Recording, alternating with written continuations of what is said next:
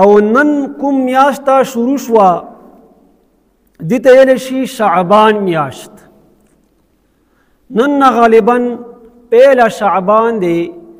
د رمضان المبارک متصل د دې میاشتې پسې هغه رمضان المبارک عظیمه میاشت روانه دی. عزتمندو مسلمانانو دغه اسلامي کال په لحاظ سره دغه میاشت اتمه میاشت دی او نبی کریم صلی الله علیه وسلم دغه دوو میاشتو ته ډېر زیات اهمیت ورکړی دی او په دې میاشت کې جناب رسول الله صلی الله علیه وسلم کثرت سره عبادات هم کړي دي او خپل امت ته کثرت سره د عباداتو تلقین هم کړی دی. زما عزتمندو مسلمانانو اول دې ته رځو چې دغه شعبان څه کومه میاشت دی نن نه شروع شوه. شعبان ته شعبان ولې سامعین محترم شعبان علماء ډېرې معنی ذکر کړي دي خو دوې معنی زه تاسو ته ذکر کوم. شعبان دغه تشعب نه وتلی دی.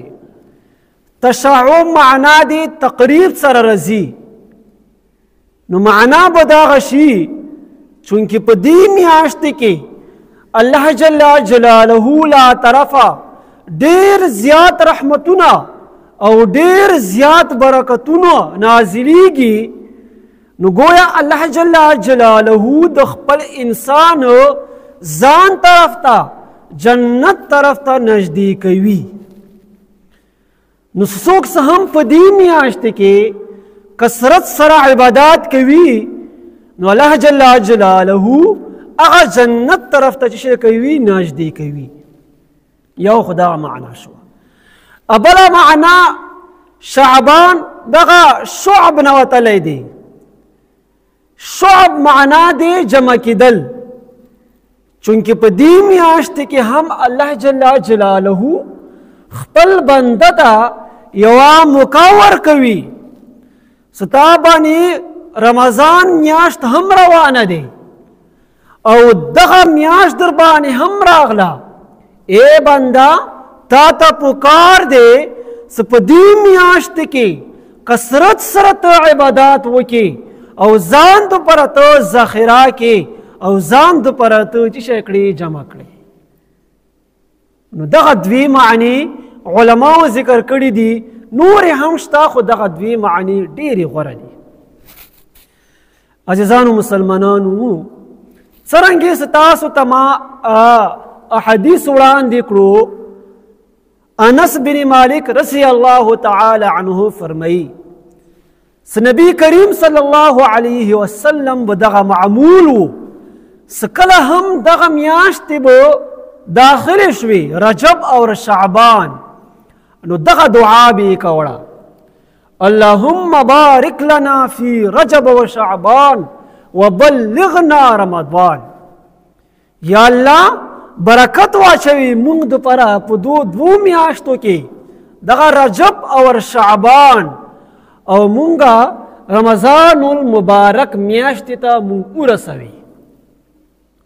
دغه شان بیبي عایشه رضی الله تعالی عنها فرمایي سما نبی کریم صلی الله علیه وسلم په ټولو میاشتو کې په کثرت سره روژې نیولې دي. ما دغه شعبان میاشت کې نبی کریم صلی الله علیه وسلم لیدلی دی چې په دې میاشت کې نبی کریم صلی الله علیه وسلم په کثرت سره روژې نیولې. دین علاوه ما په نورو میاشتو کې نبی کریم صلی الله علیه وسلم دومره په کثرت سره روژې نیول کې نه لیدلی دی. دینه موږ ته دغه معلومیږي چې نبی کریم صلی الله علیه وسلم د دې میاشتې ته ډېر زیات اهمیت ورکړی دی.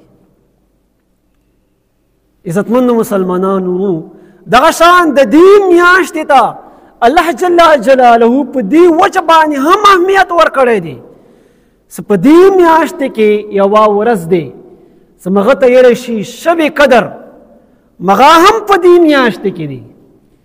شب قدر زمون پښتنو ته شب برات هم وایي.